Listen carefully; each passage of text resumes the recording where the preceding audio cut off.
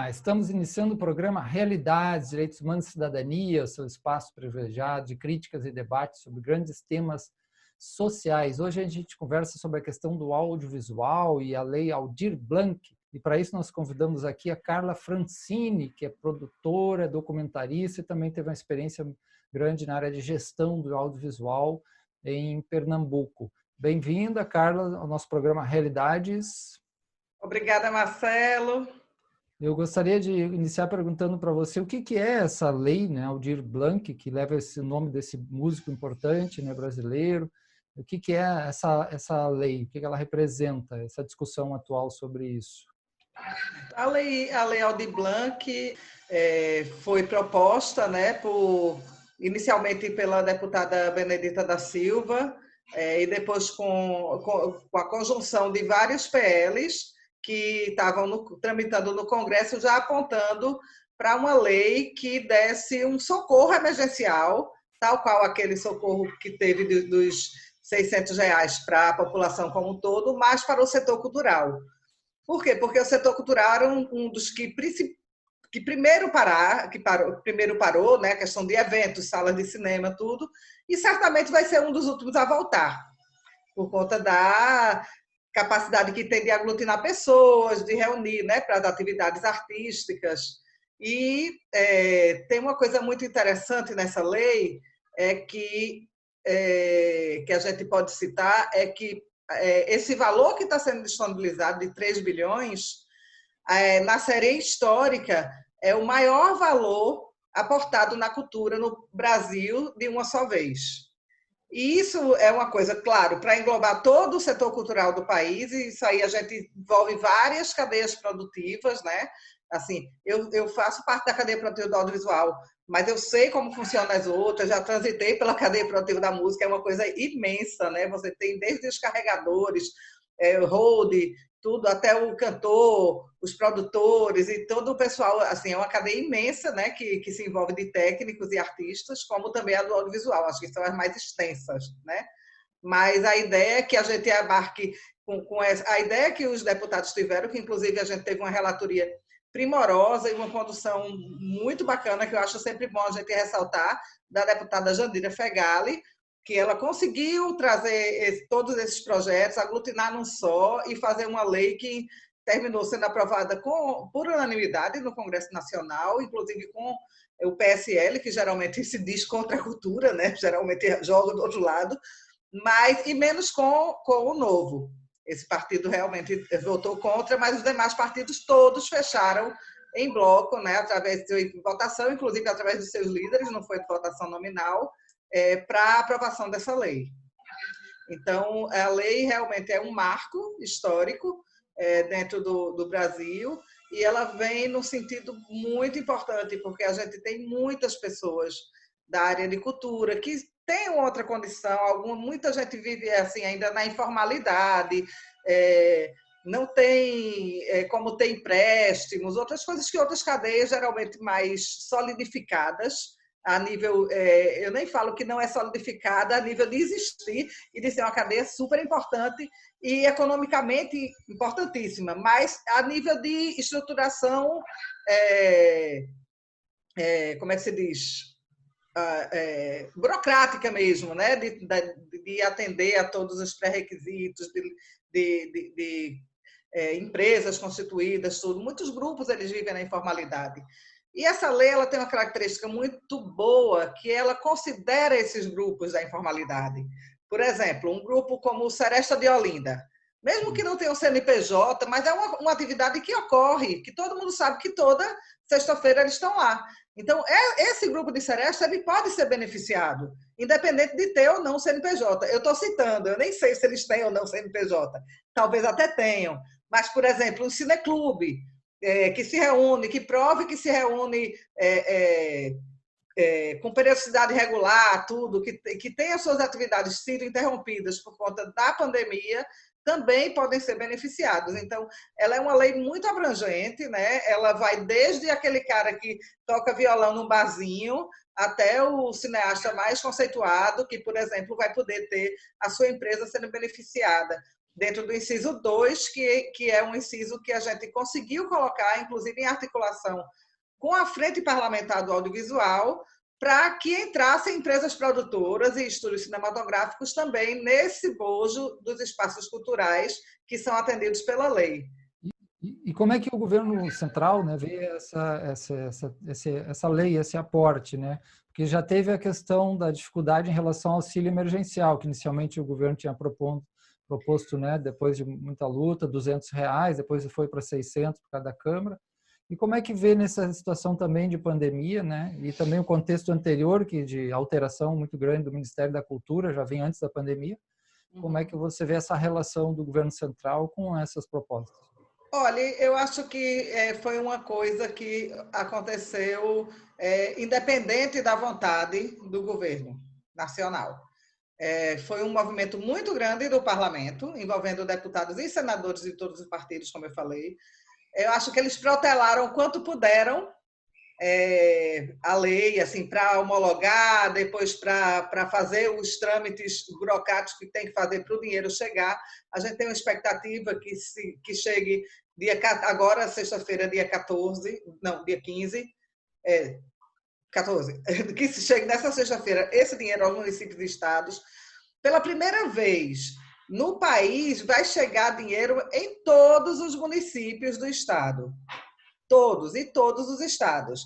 Cada estado ele vai receber um montante, desse montante, 50% vai ficar com a esfera estadual e 50% é dividido com seus municípios, de acordo com população e outros fatores que eles fizeram. Tem toda uma contabilidade que eu não vou detalhar aqui, que eu acho que não vem ao caso. Mas vem ao caso é o quê? É que uma cidade que tenha 1.000 habitantes, ela vai receber. Então, pela primeira vez no país, muitas cidades que nunca tiveram nenhum tipo de apoio à cultura, senão aquelas festas que faz mesmo, porque é festa de aniversário da cidade e tudo, mas que nunca teve um edital, nunca teve um apoio mais direto, vai agora experimentar fazer seus editais, porque isso é uma obrigação da lei. A lei ela foi dividida em 3 incisos. O primeiro é um auxílio emergencial, né, que inclusive já remete à sua pergunta inicial de como o governo lidou com a questão, porque esse auxílio emergencial ele não era para ser de R$ 600, como é o auxílio emergencial geral. A proposta de lei ele era de R$ 1.000. E ele, para passar no Congresso sem ter o pedido de à toda aquela coisa de ter uma bancada contra, se teve esse entendimento, inclusive prévio com o governo, de baixar para R$ 600 os auxílios, também em 3 parcelas, para que pudesse passar e o PSL e os outros partidos que vêm no seu bojo também aprovarem. A outra coisa é que a lei, originalmente, ela tinha 3,5 bilhões, eram 3,5 bilhões. Então, R$ 500 milhão também ficou nessa negociação com o governo federal para que a lei pudesse ser aprovada e ter agilidade. Embora a gente viu que quanto eles puderam protelar, depois disso eles protelaram, né? Uma coisa que podia ser sancionada, saiu do Congresso e tinha 15 dias para ser sancionada, só foi sancionada no último dia. Ou seja, a gente vê que não teve realmente um reconhecimento de como as pessoas desse setor estão sofrendo, estão passando por muita dificuldade diante da pandemia. Certo. Como é que você vê, Carla, né? Você que está bem dentro do setor aí, do audiovisual, vamos pegar um pouco a questão, por exemplo, do cinema, né, brasileiro. Até onde eu conheço, é um cinema muito rico, né, com muitas histórias, com muitas fases, muita coisa interessante. Mas nesses últimos tempos a gente tem visto algumas críticas, até bancadas, ou o próprio governo, né, com cerceamentos muito grandes e críticas muito intensas ao cinema nacional, e tentando cercear e controlar, quase que alguns falaram até um tipo de censura ao cinema brasileiro, tirando apoios, né? A classe parece que ficou preocupada com essa possibilidade, essa expressividade, essa riqueza, né? Como é que você vê isso? Eu estou acompanhando muito de perto, até porque eu integro a diretoria de uma das associações nacionais do país, que é a API, Associação de Produtoras Brasileiras Independentes, né? Então, a gente está muito nesse front e tem acompanhado muito. Para você ter uma ideia, a gente está há 19 meses de governo, né? E nesses 19 meses nós não tivemos nenhum edital de audiovisual lançado a nível federal. E quando é sabido por todos que nós temos um fundo setorial do audiovisual, que ele inclusive, faz parte, ele é alimentado através de uma CID, ou seja, que é uma contribuição que é identificada, ela não pode ir para outro local, ela vem do próprio setor, que é da distribuição de produtos audiovisuais, e esse fundo está sendo ameaçado, porque tem aquela PEC de extinção dos fundos, a gente vê várias tentativas de tentar barrar esse crescimento, né? A gente teve uma live que o presidente falou de um edital específico de projetos que não seriam aprovados porque tratavam da temática LGBTQI+, e esses projetos, de fato, o edital terminou saindo por força da Justiça, de um mandato de segurança federal, mas esses projetos não entraram. Então, infelizmente, a gente constata, né, a gente vê a situação da Cinemateca Brasileira, né, que agora há pouco foi tomada as chaves, sem ter um diálogo com a gestão passada, que era a Roquete Pinto, que vinha conduzindo já há muitos anos, que é a fundação que tem todos os funcionários, inclusive especializados, como tem que se ter uma cinemateca, né? Você não constrói a expertise de pessoas que tratam com patrimônio, inclusive com películas antiquíssimas, coisas raras, de nitrato, tudo, que tem um poder, inclusive, de corrosão, até explosivo. E você não forma isso de um dia para o outro. Então, assim, tem décadas de preparo dessas pessoas que agora a gente está numa situação, tomaram a chave, ninguém sabe como é que vai ser. Se a Cinemateca vai continuar aberta ao público, se não vai, o que é que vai ser feito desse acervo. O que tem de sentimento geral na comunidade audiovisual brasileira é de um descaso extremo desse governo, de um desrespeito com nossa categoria, que inclusive a gente contribui bastante economicamente para o país, né? A gente gera muitos empregos, a gente contribui bastante para o PIB e a gente não podia ter esse tipo de tratamento. Mas, por uma questão ideológica, a gente vem tendo esse tipo de tratamento. Embora, mesmo com todo esse desmonte que a gente experimenta, infelizmente, dentro do audiovisual, a gente tem resistências. Os nossos filmes, até antes da pandemia, a gente estava circulando e muito nos festivais internacionais, ganhando prêmios, levando a nossa história. Porque quando a gente faz cinema, independente de ser documentário ou ficção, é uma leitura do mundo. E isso fala muito do que somos nós, né? Então, eu acho que eles vão tentar, realmente vão tripudiar, como já estão fazendo com o setor, mas nós vamos ficar na resistência sempre e vamos seguir adiante. Certo. Seja na justiça, seja no legislativo, quando a gente vê que a gente não consegue mais diálogo com o executivo, nós partimos para outras frentes. Por exemplo, a gente trabalhou para termos uma frente parlamentar mista de defesa do cinema e audiovisual, que ela já começou com quase 300 parlamentares nela. Então, hoje a gente tem quem nos defenda dentro do Congresso e olhe pelo setor, como um setor importante dentro do cenário econômico e cultural. Ok. A gente tem que fazer um pequeno intervalo e voltamos logo a conversar com Carla Francini sobre essa questão dos desafios do audiovisual no Brasil. Voltamos já já.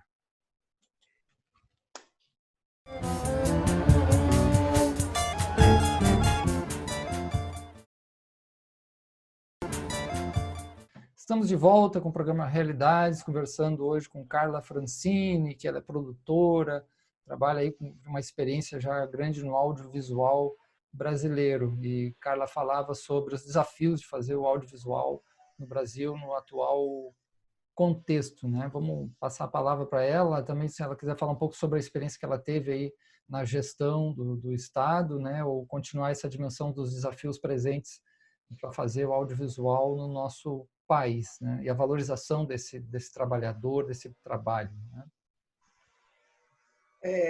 Então, Marcelo, como eu estava falando, você falou um pouquinho daí da gestão, né? Nós ficamos à frente da gestão de audiovisual no estado de Pernambuco de 2007 a 2014, que foi durante os governos de Eduardo Campos, que foi quando a gente teve uma grande grandes avanços, né, no audiovisual como um todo, com a instituição, inclusive, de marcos legais, que são importantíssimos para qualquer política pública.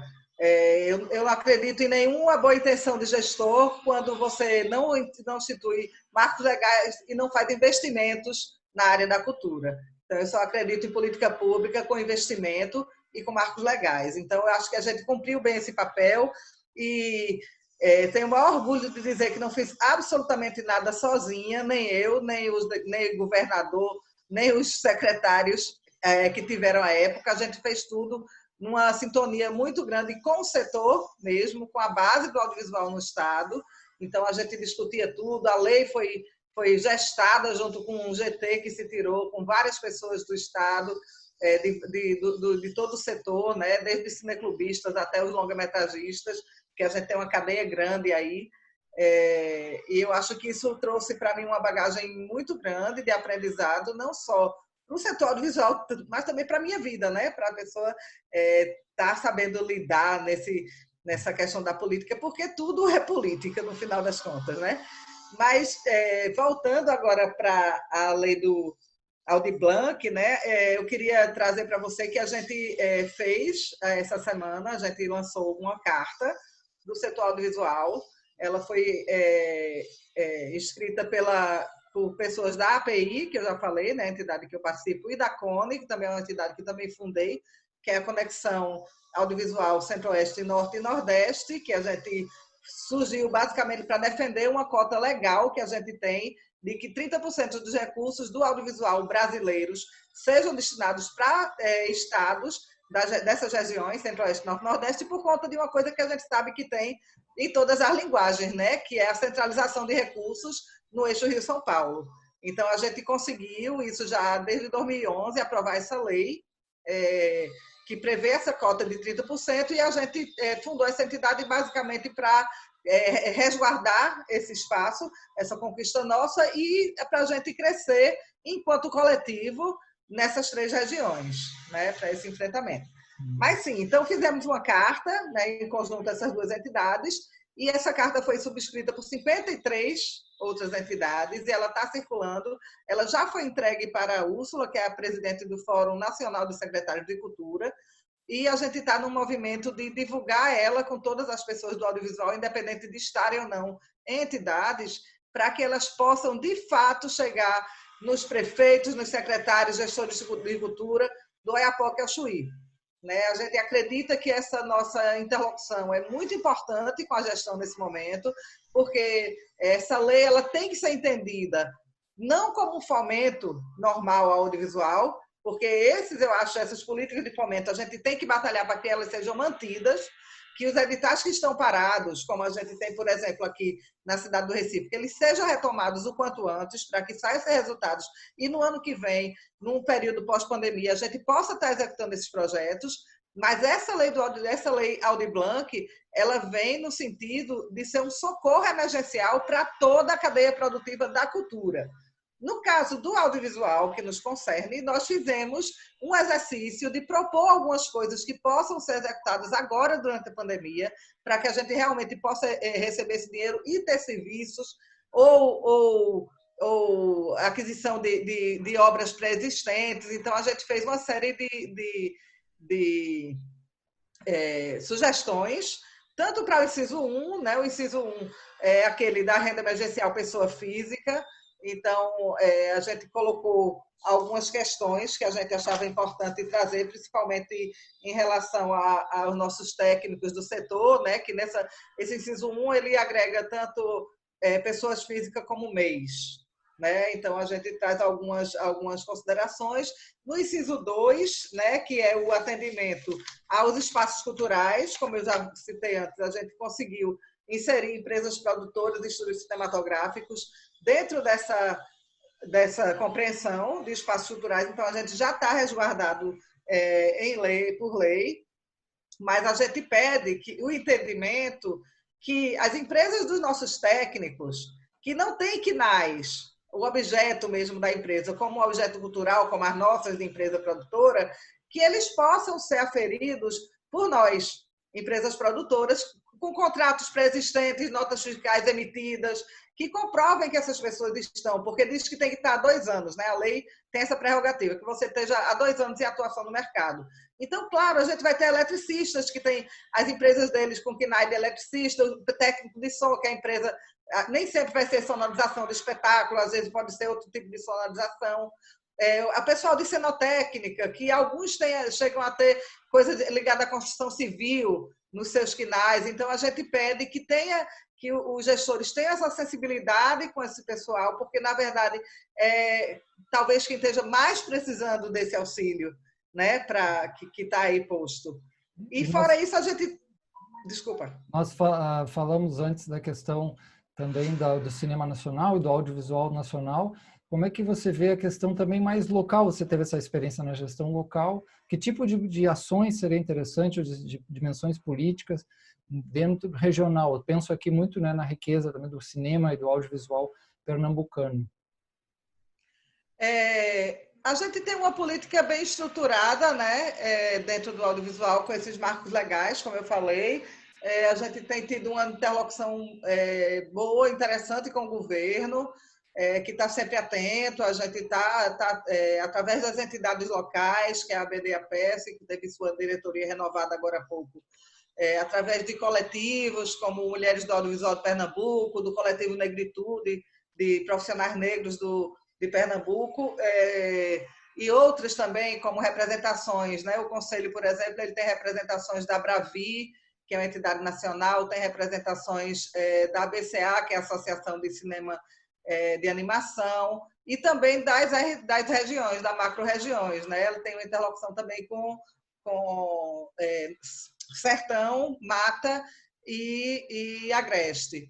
Eu acho muito importante, né, a ocupação desses espaços e esse canal de diálogo. Fora isso, a gente tem uma ocupação dentro do Conselho de Políticas Culturais também, que tem uma pessoa do audiovisual, né, que é um conselho que abarca todas as linguagens. Aqui a gente não teve, infelizmente, nenhum tipo de edital anterior a esse da Aldir Blanc que viessem no sentido de propor alguma coisa para socorrer as pessoas de cultura nesse período de pandemia, né? A gente só vai contar com esses recursos da Aldir Blanc, ainda bem que não são poucos recursos, posso dizer, é um recurso considerável dentro do contexto de conjuntura mesmo dos estados brasileiros. Acho que, como eu já falei, é um montante, o maior montante que chega de uma só vez para a cultura no Brasil. Então, o que eu espero é que a gente tenha um regramento desses recursos de forma que possa realmente atender a toda a cadeia, não só do audiovisual, mas de todas as linguagens. E observando alguns critérios, como a gente, por exemplo, nessa nossa carta, a gente coloca de cotas para mulheres, para negros, para indígenas. A gente acredita que a gente precisa ter a política pública sempre atenta a essa questão, né? Inclusive para um enfrentamento maior diante de todo o desmonte que a gente vê a nível da política nacional, né? Que está sendo de dizimar os povos originários, assim, o que está sendo feito é uma coisa que dói. Eu já trabalhei muito com povos originários, em documentários, tudo, e tenho visto muitas pessoas queridas, anciões, verdadeiros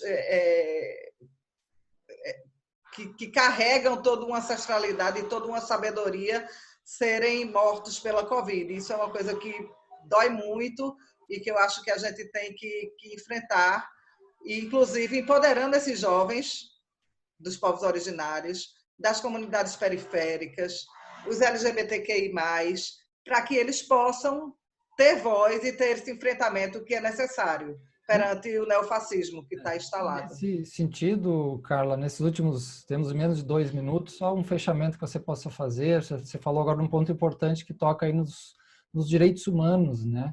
E que a gente possa sonhar para realizar novas coisas. Que mensagem final nesse aspecto você deixaria para nós nesse último minuto e meio? Eu acho que agora para deixar é que a gente não desista, né? A gente sabe como está sendo muito sofrido. Chegamos à marca de 100 mil mortos pela pandemia, pela Covid-19, só no Brasil. A gente sabe quanto as famílias estão sofrendo, perdendo seus entes queridos. como está sendo muito difícil para muitas pessoas ficarem reclusas dentro de suas casas, para outros impossível ficar, como é difícil também ter que estar na rua enfrentando o medo de estar se contraindo uma doença que vai levar à morte, né? Mas o que eu queria deixar então era, gente, não vamos desistir, vamos lutar, porque isso é uma fase ruim que vai passar, a gente vai enfrentar, daqui a pouco vai ter eleição de novo e a gente vai conseguir ter superar esses desafios que estão postos para a gente. É só pensar, esse ano tem eleição, vamos pensar direitinho em quem a gente vai votar, para a gente não continuar cometendo injustiças no mundo. A gente precisa de mais amor e de um mundo mais bacana, com mais humanidade, mais humanitário, é isso. Beleza, me lembrei agora você falando do Nietzsche, que dizia só a arte nos salva, né? Como é importante a arte, a cultura, a estética, né? Principalmente nesses períodos, a gente não perder também essa dimensão da vida humana tão importante. A gente agradece muito aí a presença da Carla Francini, né? Que é produtora, já foi gestora na área de audiovisual, discutindo esse tema importantíssimo desses desafios e da Lei Aldir Blanc, né, e audiovisual no nosso país. Obrigado a todos e até a próxima.